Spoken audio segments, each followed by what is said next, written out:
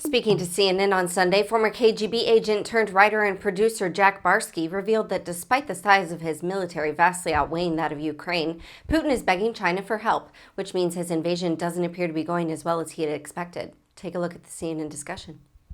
As you know, Putin is facing worldwide scrutiny for this unprovoked war. Do you think he's still the KGB agent that he was so many years ago? He's relying on that training, relying on those mind games that KGB agents play at this very moment.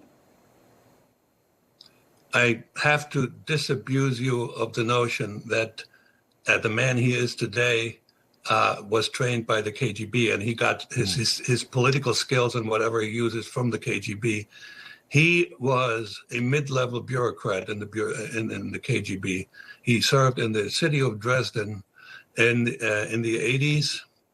And I happen to have met an ex-boss of his, Oleg Kalugin, who was in charge of counterintelligence for the first directorate, of the KGB, which was espionage. And he will tell you that he was not impressed with Mr. Putin.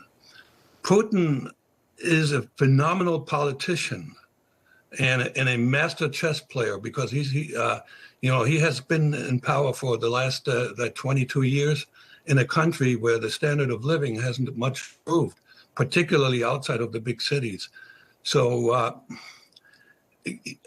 how he got to who he is today is probably not that relevant, but let's not think that KGB agents are supermen. I am not, and I was one of the best trained KGB agents ever sent out. You know, we spoke with the former CIA chief of Russia operations yesterday, and he told me that what Putin really fears is not the oligarchs or the Russian people turning on him.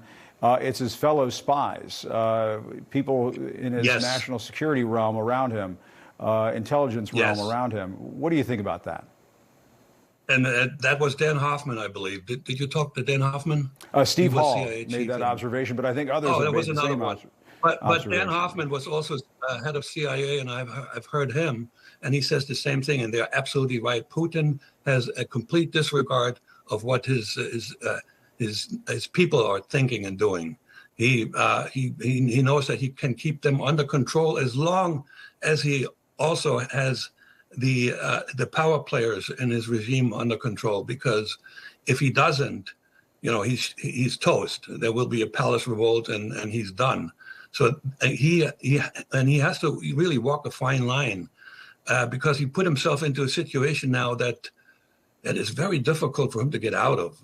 If he thinks he can occupy Ukraine and declare victory, he's wrong, because I've heard other people say that, but I said it right when this thing started.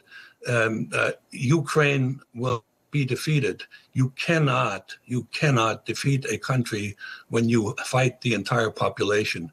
We lost Vietnam. We lost Afghanistan. The Soviets lost Afghanistan. So this would be a very prolonged, very bloody, partisan kind of fight, where too many Russian soldiers would be killed and come home, and eventually Putin's legacy would be kaput, and he would be deposed. So the choice that he may have still is find this off-ramp where he can declare victory and get out and get some concessions from the Ukrainian government, but that's not entirely dependent on him. So he put himself into a really tight situation.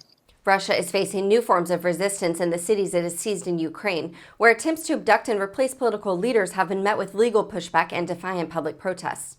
Ukrainian officials say Russian troops have detained the mayors of at least 2 regions, replacing one with a pro-Kremlin opposition member.